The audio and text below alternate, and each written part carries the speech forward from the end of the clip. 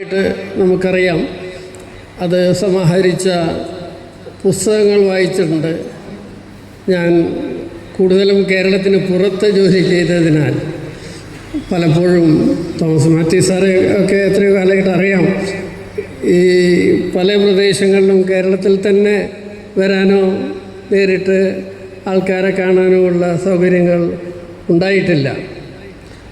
ഇത് എന്നെ സംബന്ധിച്ചോളം സി ജെയുടെ മണ്ണിൽ സി ജെയുടെ സുഹൃത്തുക്കൾ ജി കുമാരപ്പിള്ളി അടക്കം അയ്യപ്പ പണിക്കർ, എം ഗോവിന്ദൻ ഇങ്ങനെയുള്ള ഒരു വലിയ കാലഘട്ടത്തിൻ്റെ സ്മരണ ഉണർത്തുന്ന ഈ മണ്ണിൽ വരാനും നിങ്ങളോടൊക്കെ കുറച്ച് നേരം സംസാരിക്കാനുമൊക്കെയുള്ള ഒരു അവസരം ആയി മാറിയിരിക്കുന്നു.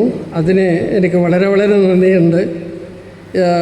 എന്നെ ഇവിടെ ക്ഷണിച്ച ഈ സി ജെ സ്മാരക പ്രസംഗ സമിതിയിലെ സംഘാടകരെ ഞാൻ അങ്ങേയറ്റം എൻ്റെ സ്നേഹവും നന്ദിയും അറിയിക്കുകയാണ്. തീർച്ചയായും ജി കുമാരപ്പിള്ളയുടെ കവിതയെ ഓർമ്മിക്കുമ്പോൾ ഈ ചോദ്യം ഉയരുന്നുണ്ട്: എന്താണ് ഇത്തരം കവികളെ ഓർമ്മിക്കുന്നത് കൊണ്ട് നമുക്ക് കിട്ടുന്നത്? ബഹുമാനപ്പെട്ട തോമസ് മാത്യു സാർ വളരെ വിശദമായിട്ട് തന്നെ ഇതിന് ഉത്തരം പറഞ്ഞു കഴിഞ്ഞു. എന്താണൊരു കവിതയിൽ നിന്നൊരു സമൂഹത്തിന് കിട്ടുന്നത് എന്നത് അതൊരു വിനിമയം അല്ല. അത് അളന്നു തൂക്കിയിട്ടോ അല്ലെങ്കിൽ ഒരു പ്രത്യേക തരത്തിൽ ക്വാണ്ടിഫൈ ചെയ്തുകൊണ്ട് അതിനെ നമുക്ക് മനസ്സിലാക്കാൻ കഴിയില്ല. ഒരു സമൂഹത്തിൽ ഏതെങ്കിലും തരത്തിലുള്ള മൂല്യബോധം പ്രവർത്തിക്കണമെങ്കിൽ, ഏതെങ്കിലും തരത്തിലുള്ള ചില വൈകാരികമായോ ബുദ്ധിപരമായിട്ടോ ഉള്ള ചിന്തയുടെ അംശങ്ങൾ നിത്യജീവിതത്തിലേക്ക് കലരണമെങ്കിൽ അതിന് ഒരു പൊതുജന ഭാവനയുടെ സക്രിയതയുടെ ആവശ്യമുണ്ട്. പൊതുജനത്തിനൊരു ഭാവനയുണ്ട് എന്ന് പലപ്പോഴും നാം തിരിച്ചറിയാറില്ല. ഈ അടുത്ത കാലത്ത് ഞാൻ എഴുതിയ പുസ്തകത്തിൻ്റെ പേര് കവിതയുടെ ഉപ്പ് എന്നാണ്. അപ്പോൾ ഉപ്പ് കൊണ്ട് മഹാത്മാഗാന്ധി കാണിച്ചത് ഒരു മുഴുവൻ ദേശത്തിൻ്റെ ജനങ്ങളുടെ ജനസമൂഹത്തിൻ്റെ ഭാവനയെ ഉദ്ദീപിപ്പിക്കാനും ഉത്തേജിപ്പിക്കാനും അതിനെ ഒരു വലിയ ആത്മീയ ശക്തിയായിട്ട് മാറ്റാനും കഴിയും എന്ന് അദ്ദേഹം കാണിച്ചു തരുമായിരുന്നു. ഞാൻ കുറേ കാലം ജോലി ചെയ്തത് ഗുജറാത്തിലാണ്. ഗാന്ധിയുമായി ബന്ധപ്പെട്ട ധാരാളം സ്ഥലങ്ങൾ അവിടെ ഉണ്ടെങ്കിലും ഗാന്ധി എന്നൊരു ആശയം, ഗാന്ധി എന്നൊരു വികാരം ഇന്ന് ഗുജറാത്തിൽ നിലനിൽക്കുന്നുണ്ടോ എന്ന് ചോദിച്ചാൽ അത് ചില വ്യക്തികളിലോ ചില വളരെ വളരെ ഒറ്റപ്പെട്ട മനുഷ്യരിലോ ആയിട്ട് ചുരുങ്ങി എന്ന് പറയേണ്ടി വരും. പക്ഷേ ഗാന്ധി വളരെ വളരെ ആവശ്യം ആയി വരുന്ന ഒരു കാലഘട്ടത്തിലാണ് നമ്മൾ ജീവിക്കുന്നത്. കുമാരപ്പിള്ളയുടെ കാവ്യ ആദർശത്തിൽ ഗാന്ധിസത്തെപ്പറ്റി വളരെ വലിയ സ്തുതി പാടുക നാം എന്നൊന്നും അദ്ദേഹം എഴുതിയിട്ടില്ല. പക്ഷേ അതിൻ്റെ ഒരു അടിസ്ഥാനപരമായിട്ടുള്ള ഒരു ഉൽപ്പത്തി മുഹൂർത്തത്തിൽ തന്നെ ഗാന്ധിയുടെ ഒരു സാന്നിധ്യമുണ്ട്, ഒരു ഗാന്ധിയൻ സാന്നിധ്യം. അത് പലപ്പോഴും കാണുക തീരെ നമ്മൾ പ്രതീക്ഷിക്കാത്ത സ്ഥലങ്ങളിലായിരിക്കും.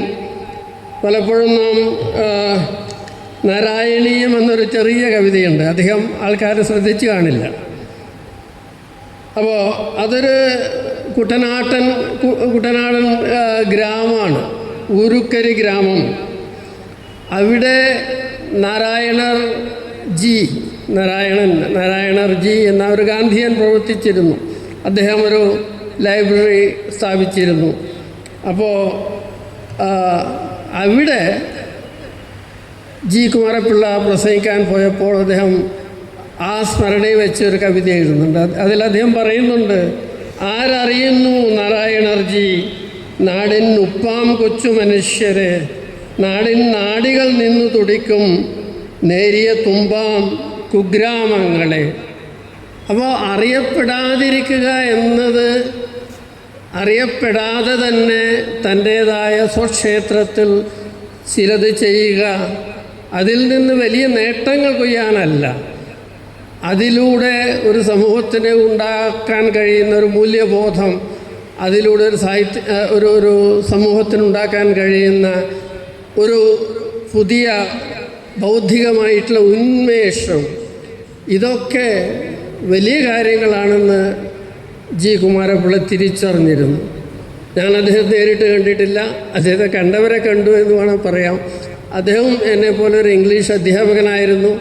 മലയാളത്തിൽ എഴുതുകയും ഇംഗ്ലീഷ് പഠിപ്പിക്കുകയും ചെയ്ത കേരളത്തിലെ ധാരാളം ആൾക്കാരെ പോലെ, ഇപ്പോൾ അയ്യപ്പ പണിക്കാർ, സച്ചിദാനന്ദൻ, എൻ്റെ ഒപ്പം ഇവിടെയുള്ള സജയ്, ഇങ്ങനെയുള്ള ധാരാളം ആൾക്കാരെ പോലെ ജി കുമാരപിള്ളയും ജീവിതത്തിൽ ഇംഗ്ലീഷ് പഠിപ്പിക്കുകയും പക്ഷേ സ്വന്തം എഴുത്തിൽ മലയാളത്തിൻ്റെ എല്ലാ തരത്തിലുള്ള ഒരു പാരമ്പര്യത്തെ ഉൾക്കൊണ്ട് വളരെ വളരെ അഗാധമായി ഗഹനമായി ഉൾക്കൊണ്ട് അതിനെ പുതുക്കിക്കൊണ്ട് ഏതാണ്ട് 40-50 കൊല്ലം 5 പതിറ്റാണ്ടോളം കവിത എഴുതി എന്നത് വളരെ പ്രധാനപ്പെട്ട ഒരു കാര്യമാണ്. ഇന്ന് അദ്ദേഹത്തെ ഓർമ്മിക്കുമ്പോൾ ഒരു വ്യക്തിയെ അല്ല നാം ഓർമ്മിക്കുന്നത്. ആ വ്യക്തിക്കപ്പുറം അദ്ദേഹം നിരന്തരമായിട്ട് കൊണ്ടു നടന്ന മൂല്യങ്ങളും അതിൻ്റെ പ്രേരണയാവുന്ന അനുഭവ ലോകവും എല്ലാം നമ്മുടെ മുന്നിൽ വരുന്നുണ്ട് കവിതയിലൂടെ. ഒരു പ്രധാനപ്പെട്ട മറാഠി കവിയായ ദിലീപ് ചിത്രയുമായിട്ട് ഞാനൊരു നീണ്ട ഇൻ്റർവ്യൂ നടത്തിയപ്പോൾ അദ്ദേഹം പറയുന്ന ഒരു വാചകമുണ്ട്, poetry is language looking at experience. കവിത എന്താണ്? അദ്ദേഹം പറയാണ്, കവിത എന്നാൽ ഭാഷയ്ക്ക് ദൃഷ്ടീഭവിക്കുന്ന അനുഭവമാണ്, ഭാഷയിലേക്ക് വരുന്ന അനുഭവമാണ്. അനുഭവം എല്ലാവർക്കും ഉണ്ട്, പക്ഷേ എത്രത്തോളം അനുഭവത്തെ ഭാഷ ഉൾക്കൊള്ളുന്നു, അതിനാവിഷ്കരിക്കുന്നു, അല്ലെങ്കിൽ ഒരു കാലഘട്ടത്തെ എത്രത്തോളം ഒരു വ്യക്തി അഗാധമായിട്ട് തൻ്റെ നാടിമിടിപ്പിൽ ഉൾക്കൊള്ളുന്നു, അത്തരം കവിതകളാണ് ഒരു 30 കൊല്ലോ 50 കൊല്ലോ കഴിഞ്ഞാലും ആ നാടിമിടിപ്പ്, ആ കവിതയുടെ ഒരു പൾസ് വേറൊരു വായനക്കാരിലേക്ക് വളരെ എളുപ്പം അത് പ്രസരിക്കും. കവിത എനർജിയാണ്. കവിത ഒരു തരം വലിയ തരത്തിലുള്ള ഊർജമാണ്. ഭാഷയുടെ ഏറ്റവും ശക്തമായിട്ടുള്ള ഊർജാവസ്ഥ അത് ഒരു പൊട്ടൻഷ്യൽ എനർജി അല്ല, കൈനറ്റിക് തന്നെയായ ചലനശേഷിയുള്ള, നമ്മൾക്കും അറിയാം ലോകം മുഴുവൻ നടക്കുന്നത് ഊർജത്തിൻ്റെ മുകളിലാണ്. AI മുതൽക്ക് ഏത് ടെക്നോളജി എടുത്താലും എല്ലാവരും സംസാരിക്കുന്നത് എങ്ങനെ പുതിയ പുതിയ ഊർജ സ്രോതസ്സുകൾ കണ്ടെത്താനാവും. സമൂഹം ചലിക്കണമെങ്കിലും ഊർജത്തിൻ്റെ ആവശ്യമുണ്ട്. സമൂഹം ചലനശേഷി കൈവരിക്കണമെങ്കിൽ ആശയങ്ങൾ ഒരു മനസ്സിൻ്റെ ഭാഗമായിട്ട് നമ്മുടെ ക്രിയാശേഷിയായിട്ട് പരിവർത്തനം ചെയ്യിക്കണമെങ്കിൽ അതിനും ഭാവനയുടെ ഒരു ഈടുവെപ്പുള്ള ഒരു ചലനശേഷി ആവശ്യമുണ്ട്. ആ ഊർജമാണ് കവിത. കവിത എന്ന് പറഞ്ഞാൽ കാവ്യാംശമുള്ള ഏത് എഴുത്തും, അത് ലേഖനമാവാം, പഠനമാവാം, അല്ലെങ്കിൽ ഒരു ആത്മകഥയാവാം. ഇവൻ എൻ്റെ പ്രിയ CJ എന്ന റോസി തോമസിൻ്റെ ആത്മകഥ, ഉള്ളിൽ തട്ടി എഴുതിയ ആത്മകഥ, ഇന്നും അതിൽ ആ ഊർജം, ഒരു കാലഘട്ടത്തിൻ്റെ ഊർജം നിങ്ങൾക്ക് കേൾക്കാൻ കഴിയും. രുദിനാനുസാരി കവി എന്ന് പറഞ്ഞിട്ട് തോമസ് മാത്യു സാർ അതിമനോഹരമായൊരു ലേഖനം എഴുതിയിട്ടുണ്ട്. ആരാണ് കവി എന്ന ചോദ്യത്തിന് മാത്യു സാർ ഉത്തരം പറയുകയാണ്, നിലവിളി കേൾക്കുന്നവനാണ് കവി. ഇത് വളരെ പ്രസിദ്ധമായിട്ടുള്ള കാളിദാസൻ്റെ ഒരു സൂക്തം മാതിരിയുള്ള വാചകമാണ്. എവിടെ നിലവിളിയുണ്ടോ, എവിടെ രോദനമുണ്ടോ, ആ രോദനത്തെ ശ്രവിക്കുന്നവനാണ് കവി. അപ്പോൾ രാമായണത്തിലെ രോദനം അത് സീതയുടെ രോദനമാണ് വാൽമീകി പ്രകാശിപ്പിക്കുന്നത് എന്നുകൂടി അദ്ദേഹം ആ ലേഖനത്തിൽ, അത് രാമൻ്റെ അല്ല, തൻ്റെ ആശ്രമത്തിൽ കഴിഞ്ഞ നിരാലംബയായ, ഒരു കാലത്ത് രാജ്ഞിയായിരിക്കാം, ആ നിരാലംബയായ സ്ത്രീയുടെ രോദനം കേൾക്കാൻ കഴിഞ്ഞു. ആ കേൾക്കാൻ കഴിഞ്ഞതുകൊണ്ടാണ് മനിഷാദ എന്ന ശ്ലോകത്തിൻ്റെ അർത്ഥം തന്നെ മാറുന്നു എന്ന് തോമസ് മാത്യു സാർ പറയുന്നുണ്ട്. മനിഷാദ കൊല്ലരുത് എന്നല്ല, അതിനപ്പുറം അതിനൊരർത്ഥമുണ്ട്, അർത്ഥതലമുണ്ട്. അപ്പോൾ നാം തിരിച്ചറിയേണ്ടത് എല്ലാ കാലഘട്ടത്തിലും ഗാസയിലെ നിലവിളി ആരാണ് കേൾക്കുന്നത്? അല്ലെങ്കിൽ അതുപോലുള്ള എത്രയോ പ്രദേശങ്ങളുണ്ട് ലോകത്ത്.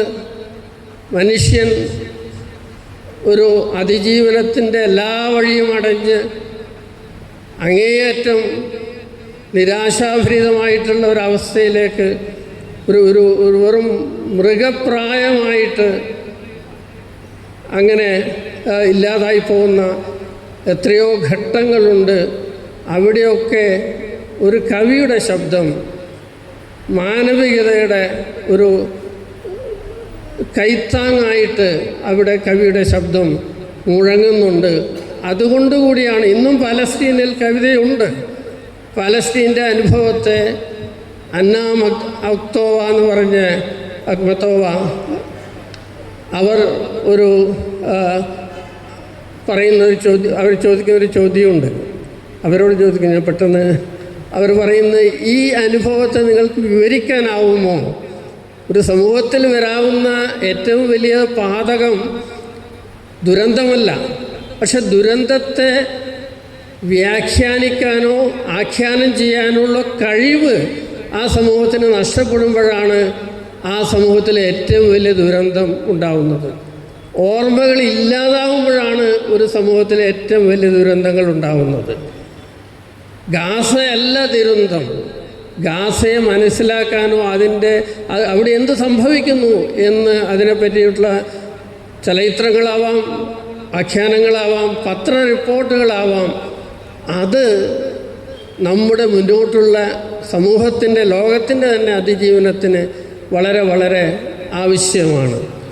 അപ്പോൾ ഈ തരത്തിൽ ആശയങ്ങളുടെ, വൈകാരികതയുടെ ഒരു മുന്നോട്ട് ചലിക്കാനുള്ള ഉത്തേജനങ്ങളുടെ ഒരു പ്രേരണ തരുന്ന കാവ്യോർജം അത് എവിടെയുണ്ടെങ്കിലും, ഏത് രൂപത്തിലുണ്ടെങ്കിലും, കവിതയുടെ രൂപത്തിലല്ലെങ്കിൽ മറ്റ് രൂപങ്ങളിലാവാം, ഒരു സമൂഹത്തിന് അത് ആവശ്യമാണ്. അത് പല രീതികളിൽ അതിനെ നാം ഓർമ്മിക്കേണ്ടിയിരിക്കുന്നു. എനിക്ക് തോന്നുന്നത് ജി കുമാരപിള്ള ആ അർത്ഥത്തിൽ നമ്മെ നിരന്തരമായി ഒരു ഊർജ്ജസ്വലമാക്കാൻ കഴിവുള്ള ഒരു കവിയാണ്. അദ്ദേഹത്തിൻ്റെ കവിതകളെപ്പറ്റി ഇവിടെ വളരെ ദീർഘമായിട്ട്, വളരെ ഗഹനമായിട്ട് തന്നെ തോമസ് മാത്യു സാർ പറഞ്ഞു കഴിഞ്ഞു. അതിൽ ഞാൻ അധികം കൂട്ടിച്ചേർക്കാൻ എനിക്കൊന്നുമില്ല.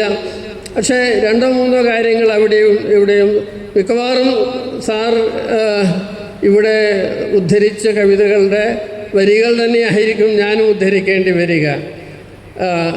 ബന്ധങ്ങൾ എന്ന കവിതയിൽ കവി കുത്തഴിഞ്ഞ് ഒരു പുസ്തകക്കീറുകൾക്കെതിരെ നിർത്തുന്നത് പെറ്റിട്ട പൈതലിൻ കരച്ചിലും പൊക്കിളിലെ വെള്ളരിപ്പൂവലിൻ ഞെട്ടുകളുമാണ്.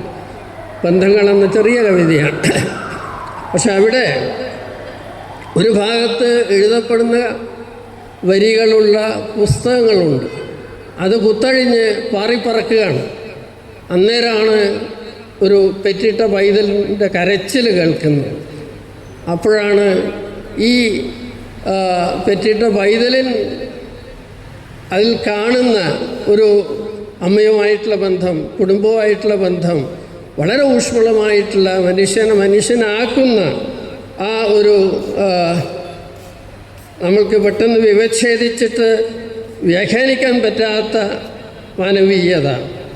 പൊട്ടിയ നൂലിൻ നുറുങ്ങുകൾ ഒന്നിച്ചു കെട്ടുമെൻ കൈകൾ വിറച്ചു നിന്നിടവേ, എൻ വിരൽ പാടാർന്ന പുസ്തകത്താളുകൾ എൻ വിരൽ തുമ്പിനെ ധികരിച്ചിടവേ, പൊക്കിളും ഞെട്ടിയും താലിയും പാലവും നക്ഷത്രകോടി തന്നെ ആകർഷണങ്ങളും ആകവേ കണ്ടു ഞാൻ അത്യന്ത ഗൂഢമാം ലോകശില്പത്തിൻ്റെ സന്ധിബന്ധങ്ങളെ. ഈ ലോകശില്പത്തിൻ്റെ സന്ധിബന്ധങ്ങൾ തന്നെ ആ പൊക്കിൾ കൊടിയുടെ ആ ബന്ധത്തിലുണ്ട് എന്ന് കവി സൂചിപ്പിക്കുകയാണ്. അപ്പോൾ ബന്ധങ്ങളില്ലാത്തൊരു ജീവിതത്തിൽ, വൈകാരികമായ വരൾച്ച അനുഭവപ്പെടുന്ന ഒരു ജീവിതത്തിൽ ഒരു മാനവ സമൂഹത്തിന് സ്വന്തമായിട്ട് ഒരു കാഴ്ചപ്പാടോ ദർശനമോ മൂല്യബോധമോ ഒന്നും ഉണ്ടാവാൻ സാധ്യതയില്ല. ഇത്തരം ഒരു വരൾച്ച 20-ാം നൂറ്റാണ്ടിലെ ഏറ്റവും വലിയൊരു മഹാകവി T.S. എലിയറ്റ്, അദ്ദേഹം എഴുതിയ കവിയുടെ വലിയൊരു കവിതയുടെ പേര് ദ വേസ്റ്റ് ലാൻഡ്. ഒരു ശരിക്കും പറഞ്ഞാൽ ആ വരൾച്ചയുടെ ഒരു ഭീഷണകരമായിട്ടുള്ള ഒരു ചിത്രമാണ്. ആ മണൽക്കാട് ഒരു തരത്തിൽ എല്ലാതരം വിശ്വാസങ്ങളും നഷ്ടപ്പെടുന്ന, എല്ലാ തരത്തിലുള്ള ഈ ആത്മബന്ധങ്ങളും മനുഷ്യനെ അവനാക്കി തീർക്കുന്ന പലതരം ബന്ധങ്ങളെയും അത് ഇല്ലാതാക്കുന്ന ആ ധാർമ്മിക തകർച്ചയെ പറ്റിയാണ് വലിയ കവിത. അത് ഓം ശാന്തി ഓം ശാന്തി, ഒരു ഉപനിഷത്ത് അവസാനിപ്പിക്കുന്ന പോലെയാണ് T.S. എലിയറ്റ് ആ കവിത അവസാനിപ്പിച്ചത്. പക്ഷേ ഇത്തരം പാശ്ചാത്യപരമായിട്ടുള്ള ഒരു ആധുനികതയുടെ ഒരു വലിയ മുഴക്കങ്ങൾ ജി കുമാരപിള്ളയുടെ കവിതയിൽ കാണില്ല. അദ്ദേഹം ഒരു പക്ഷേ T.S. എലിയറ്റിനേക്കാൾ യേറ്റ്സിനെയാണ് ഇഷ്ടപ്പെട്ടതും W.E.B. യേറ്റ്സിനെ പറ്റിയാണ് കൂടുതലായിട്ട് സംസാരിച്ചതും എന്ന് അറിഞ്ഞിട്ടുണ്ട്, കേട്ടിട്ടുണ്ട്. അതിൻ്റെ ഒരു കാരണം യേറ്റ്സിലുള്ള ഒരു സെൻഷ്വസ്നെസ് എന്നുള്ളൊരു ക്വാളിറ്റിയുണ്ട്. ഒരു വൈകാരികമായിട്ടുള്ള ഒരു ബന്ധങ്ങളിലുള്ള ഊന്നലുകൾ, അല്ലെങ്കിൽ ഐന്ദ്രിയാനുഭവത്തിന് കിട്ടുന്ന ഒരു മുൻഗണന. ഇപ്പോൾ തന്നെ തോമസ് മാത്യു സാർ താമരപ്പൂവിൻ്റെ ആ കവിത, അപ്പോൾ ഇത് ഐന്ദ്രിയമായിട്ടുള്ളൊരനുഭവമാണ്. ഒരു ധാരാളം പൂക്കളെ പറ്റി അദ്ദേഹത്തിൻ്റെ കവിതകളിൽ എം ലീലാവതി ടീച്ചർ പറയുന്നുണ്ട്. അദ്ദേഹത്തിൻ്റെ കവിതകളും പൂക്കളും തമ്മിലുള്ള ബന്ധത്തെ പറ്റി തന്നെ ഒരു വലിയ പഠനം സാധ്യമാണ് എന്ന്. അപ്പോൾ ഇത് വെറും പൂക്കളെ പറ്റിയുള്ള വർണ്ണനയല്ല, അതിനപ്പുറം പൂക്കൾ വേറെ അതൊരു സിംബലിസ്റ്റ് ശില്പമാവുന്നുണ്ട്. ഒരു പ്രതീകാത്മകമായിട്ടുള്ള ഒരു ഘടനയിലൂടെ ലോകത്തിനെ പകർത്തുന്നുണ്ട്. T.S. എലിയറ്റ് തന്നെ കവിതയെ അദ്ദേഹം വിവരിച്ചത് എ റെയ്ഡ് ഓൺ ദ ഇന്നാർട്ടിക്കുലേറ്റ്, അവ്യാഖ്യേയമായിട്ടുള്ള, പറയാൻ പറ്റാത്ത, വാക്കുകളിൽ പകരാൻ പറ്റാത്തതിൻ്റെ അത്തരം ഒരു അനുഭവ മേഖലയിലേക്ക് കടന്ന് നാം അതിനെ കൈയടക്കാൻ ശ്രമിക്കുന്ന ആ ഒരു പ്രക്രിയയാണ് കവിത. പറയാൻ പറ്റുമെങ്കിൽ അത് കവിതയാവില്ല. പറയുന്നതിൽ കുടുങ്ങുന്നതല്ല കവിത, പറയപ്പെടാത്തതിനെ ഉന്നം വയ്ക്കുന്നതാണ് കവിത. ഈ അർത്ഥത്തിൽ ജി കുമാരപിള്ളയുടെ കവിതയിൽ എപ്പോഴും ഒരു ദി ഇന്നാർട്ടിക്കുലേറ്റ് എന്ന് വിളിക്കാവുന്ന, തികച്ചും വ്യാഖ്യാനിക്കാൻ പറ്റാതെ മുഴുവനായിട്ടും പേരിട്ട് വിളിക്കാൻ, ഇപ്പോൾ മതി സാർ പറഞ്ഞു, ഈ പേരിടൽ വ്യാഖ്യാനിക്കലാണ്, ഒരു വസ്തുവെ അറിയലാണ്. പക്ഷേ ഈ വസ്തുവെ അറിയാൻ കഴിയാത്ത ഒരവസ്ഥയിൽ അതൊരു പ്രത്യേക തരത്തിലുള്ള ഒരു ബന്ധമേ അവിടെ സാധ്യമാവുള്ളൂ. അപ്പോൾ ഈ ഒരു അംശം അതാണ് പല കവിതകളിലും. ഈ ആധുനികതയുടെ ഒരു സഹയാത്രികനായിരുന്നു ജി കുമാരപിള്ള സാർ എന്ന് ഞാൻ പറയും. പ്രത്യേകിച്ചും അദ്ദേഹത്തിൻ്റെ ഒരു പ്രത്യേക കാലഘട്ടത്തിൽ അദ്ദേഹം എഴുതിയിട്ടുള്ള ധാരാളം കവിതകൾ, ചുവപ്പിൻ്റെ ലോകം, അതുപോലെ തന്നെ വളവുകൾ, മൃദുലം, ഈ കവിതകളൊന്നും അത്ര പെട്ടെന്ന് ഇപ്പോൾ ഒരു ക്ലാസ് മുറിയിൽ ഞാൻ എന്ന അധ്യാപകൻ ഈ കവിത പഠിപ്പിക്കുകയാണെങ്കിൽ ആ കവിത കൂടുതൽ വായിച്ച് കുട്ടികൾക്ക് കേൾപ്പിക്കുക എന്നല്ലാതെ, ഇപ്പോൾ ചുവപ്പിൻ്റെ ലോകം അതിനെ വ്യാഖ്യാനിക്കാൻ വലിയ വിഷമമാണ്. ഇത് വെറ്റില തിന്ന ചുവന്നൊരു ചുണ്ടുകൾ, ചെത്തിപ്പൂവുകൾ, കാടുകൾ തോറും പട്ടുപുതച്ച കടച്ച ചക്കകൾ, വെട്ടിവിളങ്ങും കമ്മൽക്കല്ലുകൾ, കനന വന്യജ്വാലകൾ, അടിമുടി പൂവിൻ പൂ പൊതിഞ്ഞൊരു വാകകൾ, ചെന്തങ്ങിൻ്റെ കരിക്കുകൾ, തത്തച്ചുണ്ടുകൾ, വിടരും ചെന്താർമുട്ടുകൾ, ചുവപ്പിൻ്റെ ലോകം. ഈ പുറത്ത് കാണുന്ന വൈവിധ്യമാർന്ന വർണ്ണ രാജി അത് ഏതിനെ കുറിക്കുന്നു എന്നത്, അത് ഏതിനെങ്കിലും ഒന്നിനെ കുറിക്കും. ഈ ബഹുത്വം അതാണ് ലോകം. അതിനൊരു സത്തയിലേക്ക് ആവാഹിക്കുകയല്ല കവിത ചെയ്യുന്നത്. അതിനൊരു സത്തയുടെ കേന്ദ്രമായിട്ട് കാണുകയാണെങ്കിൽ അതൊരാശയത്തിൻ്റെ പര്യായമാവുന്നു, അല്ലെങ്കിൽ അതൊരു പ്രത്യയശാസ്ത്രമായിട്ട് മാറും. അത്തരമൊരു പ്രത്യയശാസ്ത്രപരമായിട്ടുള്ള ഒരു റിഡക്ഷനിസം അല്ലെങ്കിൽ ഒരു ചുരുക്കി എഴുതൽ ജി കുമാരപിള്ളയുടെ കവിതയിലില്ല. അദ്ദേഹം ഈ വൈവിധ്യമാർന്ന ലോകത്തിൻ്റെ വൈവിധ്യം തന്നെയാണ് അതിൻ്റെ ഏറ്റവും വലിയ ഊർജം തരുന്ന അംശം എന്ന് അദ്ദേഹം ആവർത്തിച്ച് പറഞ്ഞു. അതുകൊണ്ടാണ് ക്രമഭംഗങ്ങളെ എലീറ്റിനെ പോലെ അല്ലെങ്കിൽ എയ്ഡ്സിനെ പോലെ ഈ ക്രമഭംഗങ്ങൾ പലപ്പോഴും ഒരു സമൂഹത്തിൽ സംഭവിക്കുന്നു. ഒരു ഗാന്ധിയൻ യുഗം അവസാനിക്കുന്നു, ഒരു നെഹ്റൂവിയൻ യുഗം അവസാനിക്കുന്നു, വലിയ ഒരു മൂല്യ ശോഷണത്തിൻ്റെതായിട്ടുള്ള ഒരു സംഘർഷ പ്രതിസന്ധി രൂപം കൊള്ളുന്നു. അപ്പോൾ ആ ഒരു അവസരത്തിൽ എങ്ങനെ ഭാഷയിലൂടെ അത്തരം ഒരു സമൂഹത്തിൽ ഒരു സംവാദ സ്വരം കേൾപ്പിക്കാം എന്ന ഒരു പ്രക്രിയയിലാണ് ജി കുമാരപിള്ള വീണ്ടും അദ്ദേഹം സജീവമായത്. മോഡേണിറ്റി അല്ലെങ്കിൽ ആധുനികതയെ പറ്റിയിട്ടുള്ള ഒരു ചോദ്യം, എന്താണ് മോഡേണിറ്റി? അതിനെപ്പറ്റി അത്ര വ്യക്തമായിട്ടുള്ള ഉത്തരം, മോഡേണിറ്റി ഓരോ സമൂഹത്തിനും അതിൻ്റേതായിട്ടുള്ള ദേശകാല സന്ദർഭങ്ങൾക്കനുസരിച്ച് നിശ്ചിതമായോ അനിശ്ചിതമായിട്ടോ അതിനെ നിർവചിക്കേണ്ടതുണ്ട്. അമേരിക്കൻ മോഡേണിറ്റി അല്ല ഇന്ത്യയുടെ മോഡേണിറ്റി, അല്ലെങ്കിൽ പഞ്ചാബിലെ മോഡേണിറ്റി ആവണമെന്നില്ല കേരളത്തിലെ മോഡേണിറ്റി. അപ്പോൾ ഈ മോഡേണിറ്റിയുടെ തന്നെ വൈവിധ്യം, നമ്മൾ ആധുനികതയുടെ കാലഘട്ടത്തിൽ എല്ലാത്തിനെയും പാശ്ചാത്യമായിട്ടുള്ള ഒരു ലെൻസിലൂടെ നമ്മുടെ ആ കാണുന്ന കാഴ്ച പാശ്ചാത്യമാവുമ്പോൾ നമ്മൾ കാലികവും ദേശികവുമായ ഒന്നും കാണുന്നില്ല. ആ അർത്ഥത്തിലേക്ക് കാര്യങ്ങൾ മാറുന്നു. അങ്ങനെയല്ലാതെ ഈ ഒരു വൈവിധ്യമാണ് ഈ ആധുനികതയുടെ, ഞാൻ ഈ ചുവപ്പിൻ്റെ ലോകത്തിൻ്റെ സന്ദർഭത്തിലാണ് ഇത് പറയുന്നത്. അതിൽ പോലും ഒരു സാമൂഹികതയുണ്ട്. അതൊന്ന് ഒരു പെർഫോം ചെയ്യുന്ന ഒരു കവിതയാണ്. ചില കവിതകൾ പറയില്ല, ആ കവിത തന്നെ ഒരു പെർഫോമൻസ് ആവും. ബിംബങ്ങളുടെ, സ്വരങ്ങളുടെ, സംഗീത പലതരം ലയങ്ങളുടെ.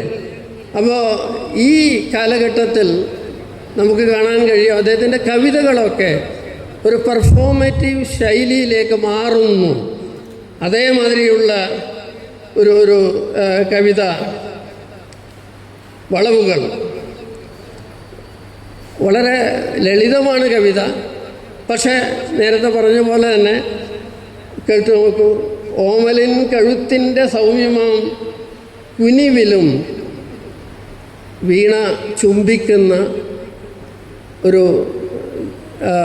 ഗായികയുടെ കുനിഞ്ഞ കഴുത്തിൻ്റെ ആ വളവിനെ പറ്റിയാണ് പറയുന്നത്. ഓമലിൻ കഴുത്തിൻ്റെ സൗമ്യമാം കുനിവിലും പാവലിൻ നനുത്തോരു പൂവള്ളിച്ചുരുളിലും, കൈപ്പയുടെ പാവലിൻ്റെ പൂവള്ളിച്ചുരുൾ, കായലിൻ ഒടിവിലും കായലിൽ ബിംബിക്കുന്നൊരായിരം ചെന്തെങ്ങിൻ്റെ ചാഞ്ചാടും പുളവിലും, ശിശുവിൻ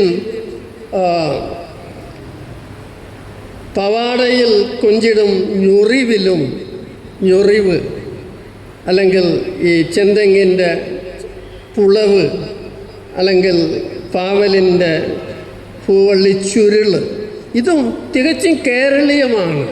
തികച്ചും കേരളീയമായ ഈ വളവുകൾ ഇത് തികച്ചും പ്രാദേശികമായിട്ടുള്ളൊരു അനുഭവത്തിലൂടെ ഒരു ധാരാളിത്തമുണ്ട് ഇവിടെ. ഇതൊരു ദൃശ്യ സമൃദ്ധമായിട്ടുള്ള ഒരു വൈവിധ്യമാർന്ന ഒരു ശില്പമാണ്. അപ്പോൾ ഈ പെർഫോമേറ്റീവ് ശില്പത്തിലൂടെ കവിത പറയാൻ ശ്രമിക്കുന്നത് നാം ആവുന്നത് ഇങ്ങനെയുള്ള ഒടിവുകളും വളവുകളും ഒക്കെ ഉണ്ടാവുമ്പോഴാണ്. അത് നമ്മുടെ ചരിത്രമുണ്ട്. ഞൊറിവ്, അതിനെപ്പറ്റി ആർ വിശ്വനാഥൻ മാഷ് വളരെ മനോഹരമായിട്ടൊരു ലേഖനം എഴുതിയിട്ടുണ്ട്. ഞൊറിവ് എന്ന് പറഞ്ഞാൽ അത് കൊണ്ടുകൊടുക്കുന്നവർക്കറിയാം, കഥകളി വേഷം കെട്ടുന്നവർക്കറിയാം, നർത്തകികൾക്കറിയാം. ഞൊറിവ് അത്ര എളുപ്പം. അതൊരു കലയെ പറ്റിയിട്ടുള്ളൊരു വീക്ഷണമുണ്ട് അതിന്. കല മാത്രമല്ല, കലയും ജീവിതവും തമ്മിലുള്ള ബന്ധമുണ്ടവർ. ആ കലയും ജീവിതമായിട്ടുള്ള ബന്ധം മനസ്സിലാക്കിയിട്ടില്ലെങ്കിൽ കവിത മനസ്സിലാകും. അപ്പോൾ ഞൊറിവുകൾ അല്ലെങ്കിൽ വളവുകൾ എന്നുള്ള ഈ കവിത അത് നമ്മുടെ തന്നെ വളരെ സ്വകീയമായിട്ടുള്ള പ്രാദേശികമായിട്ടുള്ള ഒരു കലാസങ്കല്പം അത് എങ്ങനെ നമ്മുടെ കാവ്യസംഗീതത്തിലും കാവ്യശില്പത്തിലുമൊക്കെ പ്രവർത്തിക്കുന്നു എന്നതിനെപ്പറ്റിയും കൂടിയാണ്. രൂപത്തിൻ രാഗം കണ്ടേൻ, രേഖതൻ താളം കണ്ടേൻ, രൂപരേഖകൾ നെയ്യും ശുദ്ധമാം ലയം കണ്ടേൻ. നിത്യജീവിതത്തിൽ കാണുന്ന കവിതയെ നമ്മൾ കാണാതെ പോകരുത് എന്നുകൂടിയാണ് ജി കുമാരപ്പിള്ള പറയുന്നത്. അതാണ് നമ്മളെ പുതുക്കുന്നത്. അതിലൂടെയാണ് നാം ഒരു പക്ഷേ കൂടുതൽ ഒരു മാനവികത കണ്ടെത്തുന്നത്. സ്വയം മൃദുലം എന്ന കവിതയിൽ ഇതേ ഒരു അവസ്ഥ, പേരിട്ട് വിളിക്കാൻ പറ്റാത്തൊരു മാനസികാവസ്ഥ അല്ലെങ്കിൽ ഒരു അനുഭവ അവസ്ഥ, ഈ റെയ്ഡ് ഓൺ ദ ഇനാർട്ടിക്കുലേറ്റ് എന്ന് ഞാൻ പറഞ്ഞ ഭാഷയ്ക്ക് വഴങ്ങാത്ത ഒരു അനുഭവ സ്ഥലം, ഇത് ഹോണ്ട് ചെയ്യുന്ന കവികൾ മാത്രമേ ഭാഷയിൽ വലിയ കവിതകൾ എഴുതി അല്ലെങ്കിൽ എഴുതാൻ ശ്രമിച്ച് പരാജയപ്പെട്ടിട്ടായാലും ശരി ഓർമ്മിക്കപ്പെടുന്നുള്ളൂ എന്നൊരു വാസ്തവമാണ്. നിങ്ങൾ ഒരു വലിയ കവിത എഴുതാൻ ശ്രമിക്കുന്നു, പരാജയപ്പെടുന്നു, അതുപോലും ഭാഷയ്ക്ക് വലിയ ഗുണം ചെയ്യും. മൃദുലം എന്നൊർ കവിത, പാദപാദത്താൽ മാത്രം ആളിനെ അറിയുന്ന കാതുകൾ, വിദൂരമാം കൈവളക്കിലുക്കങ്ങൾ, വിളക്കിൻ പ്രകാശത്തിൽ ഓമന കൈത്തണ്ടയിൽ മയങ്ങും രോമരാജിതൻ മിനുക്കങ്ങൾ, സൗമ്യമാം സസൂക്ഷ്മമാം മാർദ്ദവം ഏലുന്ന നേർമതൻ പ്രപഞ്ചങ്ങൾ ഒരു തരത്തിലും ഒന്നിനെയും വലിയ ഇത് വരയ്ക്കാൻ പറ്റില്ല. ഇത് ഒരു പക്ഷേ ഗാനത്തിലും കൂടെ ഉൾക്കൊള്ളിക്കാൻ പറ്റില്ല. അത്രയും മൃദുലമായിട്ടുള്ള പാദപാദത്താൽ മാത്രം ആളിനെ അറിയുന്ന കാതുകൾ, അത് ഒരു വലിയ കഴിവാണ്. എൻ്റെ സുഹൃത്തായ ശശിധരൻ മാഷ് ഒരിക്കൽ അദ്ദേഹത്തിനെ ആദരിച്ച ഒരു വലിയ വൈകുന്നേരം അദ്ദേഹം പറഞ്ഞ 4 വാചകമേ പ്രസംഗിച്ചുള്ളൂ. അദ്ദേഹം ഏതാണ്ട് 40 ആൾക്കാർ പ്രസംഗിച്ചു അദ്ദേഹത്തെ പറ്റി. അദ്ദേഹം പറഞ്ഞു, ഞാൻ ഇന്നും വീട്ടിലേക്ക് പോകുമ്പോൾ വളരെ വൈകിട്ടായിരിക്കും ചിലപ്പോൾ പോവുക, വഴിക്ക് കണ്ണ് കാണാൻ കഴിയാത്ത ഒരു സ്ത്രീ, ഒരു വൃദ്ധയായ സ്ത്രീ, ആ സ്ത്രീ ഞാൻ എത്ര രാത്രി ആയിട്ട് വൈകിട്ട് പോയാലും എന്നെ മനസ്സിലാക്കും. എൻ്റെ പാദപതനം കൊണ്ട് ആ സ്ത്രീ മനസ്സിലാക്കും. അവർക്ക് വേറെ ഒന്നും ആര് പോയാലും അവർക്ക് മനസ്സിലാവും. പേരെടുത്ത് വിളിക്കും. എന്താ നീ വൈകിയത് ചോദിക്കും. ഈ ഒരു കഴിവ്, അത് കുട്ടിയാണോ വലുതാണോ വലിയവരാണോ അയൽക്കാരനാണോ, അപ്പോൾ അവരുടെ ലോകം ഈ പാദപതനത്താൽ മാത്രം ആളിനെ അറിയുന്ന കാതുകൾ. എത്ര സമ്പന്നമാണ് ആ കാതുകൾ, എത്ര മാനവീയത കൊണ്ട് സമ്പന്നമാണ് ആ കാതുകൾ. അപ്പോൾ ഈ തരത്തിലുള്ള ഒരു അനുഭവത്തെ എവിടെയോ തിരിച്ചറിയുന്ന കവിയാണ് ജി കുമാരപിള്ള. അത്ര പെട്ടെന്ന് പിടികൊടുക്കുന്ന വരികളല്ല ഇവ. വിദൂരമാം കൈവിളക്കിലുക്കങ്ങൾ, അതിൻ്റെ സ്മരണ ഒരു പക്ഷേ ആറ്റൂരിൻ്റെ കവിതയുണ്ട്. കൈവിളക്കിലുക്കം കേട്ട് അലയുന്ന കാമുകൻ എന്ന് പി കുഞ്ഞിരാമൻ നായരെ ആറ്റൂര് വിശേഷിപ്പിക്കുന്നുണ്ട്. ഏതോ കൈവിളക്കിലുക്കം കേട്ട് അലയുന്ന. അപ്പോൾ ഈ പലതും നിറയുന്ന വരികളാണ്. ഇതൊക്കെ വേണമെങ്കിൽ ദീർഘമായി വ്യാഖ്യാനിക്കാം, പലതായിട്ട് കാണാം. പക്ഷേ ഈ കവിതയിലൊക്കെ നിറയുന്നത് കവിതയുടേതായിട്ടുള്ള ഒരു സ്വൽക്ഷേത്രമായിട്ടുള്ള, മുഴുവനായിട്ടും ഭാഷയിലേക്ക് കൊണ്ടുവരാൻ പറ്റാത്തൊരു ലോകത്തെ പറ്റിയിട്ടുള്ള ഒരു ബോധമാണ്. ഇത്തരം കവിതകൾ ഇപ്പോൾ എനിക്കൊന്ന് അനുഭവപ്പെട്ടിട്ടുള്ളത് ബംഗാളിലെ ജീവനാനന്ദ എന്നൊരു കവിതയുണ്ട്. അപ്പോൾ ജീവനാനന്ദയുടെ കവിത പലപ്പോഴും ബനലദാസൻ എന്നൊരു കവിത ബംഗാളിയിൽ അതൊരു 25 പ്രാവശ്യമെങ്കിലും ഇംഗ്ലീഷിൽ പലരും അത് മലയാളത്തിൽ അയ്യപ്പ പണിക്കർ ട്രാൻസ്ലേറ്റ് ചെയ്തിട്ടുണ്ട്.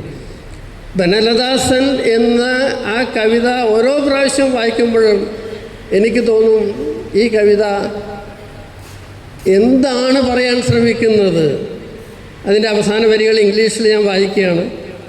All birds come home, all rivers, all of this, live stars finished, only darkness remains as I sit there face to face with Beneladasan. ബനലദാസൻ ആരാണെന്നോ എന്താണെന്നോ എവിടെ വെച്ച് കണ്ടതാണെന്നോ അവരെ ഏത് തരത്തിലാണ് കവിയായിട്ടുള്ള അവർക്കുള്ള ബന്ധം ഒന്നും കവിതയിൽ മനസ്സിലാവില്ല. പക്ഷേ ഒരു ഭാഷയെ ഒരു പക്ഷേ ബംഗാളി മറ്റുള്ളവർ ഓർമ്മിക്കുന്നത് ഒരു കാരണം ഈ ബനലദാസൻ എന്ന ആർക്കും മനസ്സിലാവാത്ത, പക്ഷേ ഏത് കവി ഹൃദയമുള്ള ആൾക്ക് മനസ്സിലാവുന്ന ആ കവിത കൊണ്ടാവും. ഇത്തരം അങ്ങേയറ്റം അന്യവൽക്കരിക്കപ്പെട്ട ഒരു സമൂഹത്തിലാണ് നാം ജീവിക്കുന്നത്.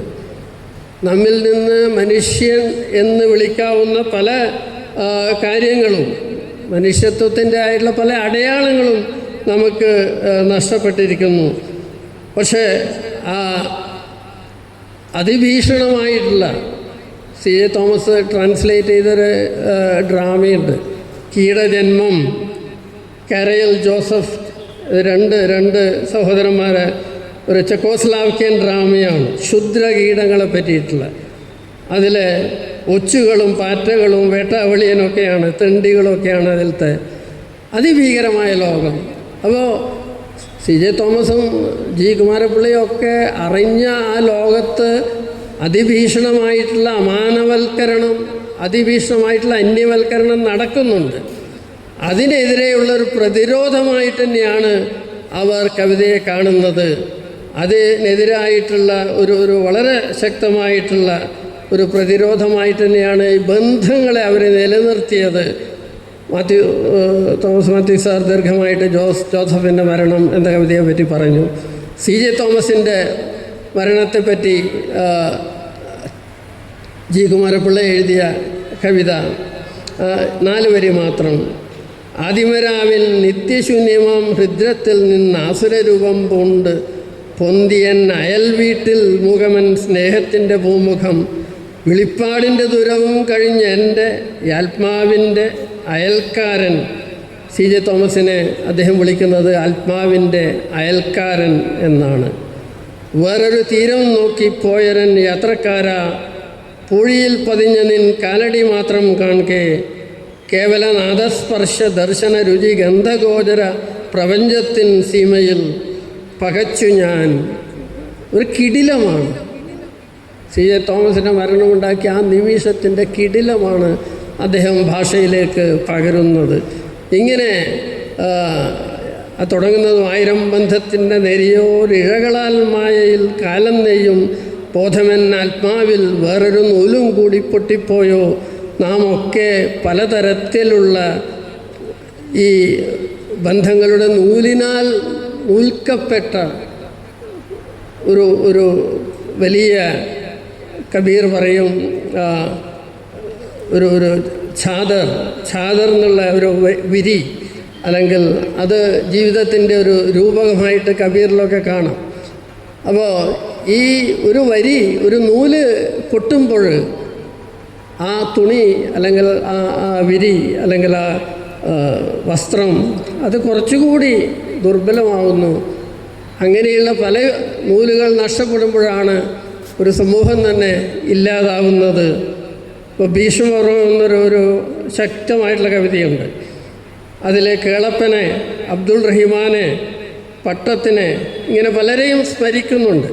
ഒരു കാലഘട്ടത്തിൻ്റെ ശബ്ദമായിരുന്നു ജി കുമാരപിള്ള എന്ന് പറഞ്ഞത് ഞാൻ ഇതുകൊണ്ടാണ്. അദ്ദേഹത്തിൻ്റെ ഒരു നടന്ന് വന്ന ആ കാലഘട്ടം, അതിൽ സ്വാതന്ത്ര്യസമരത്തിൻ്റെ സംഘർഷം ഉണ്ടായിരുന്നു. അതിൻ്റെ വലിയ തരത്തിലുള്ള അപജയങ്ങളെ പറ്റിയിട്ടും ബോധം ഉണ്ടായിരുന്നു. അവസാന കാലത്ത് അദ്ദേഹത്തിന് എഴുതേണ്ടി വന്നു. തലശ്ശേരിയിലെ അമ്മമാരെ പറ്റി എഴുതേണ്ടി വന്നു. വിലങ്ങൻ മരിക്കും മരിക്കട്ടെ തോഴ, മരിക്കട്ടെ സഹ്യൻ, മരിക്കട്ടെ സർവം, മരിക്കുന്ന കാര്യം മറക്കൂ സുഹൃത്തെ, സുഖിക്കുന്നതൊന്നേ നമുക്കിന്ന് കാര്യം. അങ്ങനെയൊക്കെ എഴുതേണ്ടി വന്നു. കാരണം നമ്മുടെ സമൂഹത്തിൽ ഒരു കവിതയുടെ ആ സ്വരം ആരും കേൾക്കുന്നില്ല എന്നുകൂടി അറിഞ്ഞതുകൊണ്ടായിരിക്കണം അദ്ദേഹം കിറുക്കന്മാർ, കുരായണീയം അല്ല കുരാണീയം, കായംകുളം, അക്ഷരദ്രോഹികൾ, മച്ചാൻകളി മുതലായ വിക്ഷോഭം ആർന്ന കവിതകൾ എഴുതിയത്. തീർച്ചയായും ജി കുമാരപിള്ളയിലേക്ക് നമുക്ക് മടങ്ങിപ്പോകേണ്ടതുണ്ട്. അദ്ദേഹം സാധാരണ മനുഷ്യരെ പറ്റി അദ്ദേഹം മരിച്ചപ്പോൾ അയ്യപ്പ പണിക്കർ എഴുതിയ കവിതയിൽ അദ്ദേഹം പറയുന്നുണ്ട്, അദ്ദേഹം മരിച്ചു എന്നല്ല, ജി കുമാരപിള്ള എപ്പോൾ വേണമെങ്കിലും വരാം, ഒരു പക്ഷേ ആരെങ്കിലും കണ്ട് സംസാരിച്ച് നിൽക്കുകയായിരിക്കും, ഏതെങ്കിലും സത്യാഗ്രഹ പന്തലിൽ ഇരുന്ന് പോയിട്ടുണ്ടാവാം, അല്ലെങ്കിൽ വണ്ടിയിൽ വരുന്നത് കൊണ്ടാവാം. അദ്ദേഹം മരിച്ചു എന്ന ആ സത്യത്തെ അംഗീകരിക്കാൻ അയ്യപ്പ പണിക്കർക്ക് പോലും വിഷമമാണ് എന്ന് അതിൽ നിന്ന് മനസ്സിലാവും. എന്നെ ഇത്രയും ശ്രദ്ധിച്ച് നിങ്ങൾ കേട്ടു, ഈ പറയാനുള്ള അവസരം തന്നു. അതിന് ഈ സംഘാടകരോട് ഒരിക്കൽ കൂടി നന്ദി പറയുന്നു. നിർത്തുന്നു.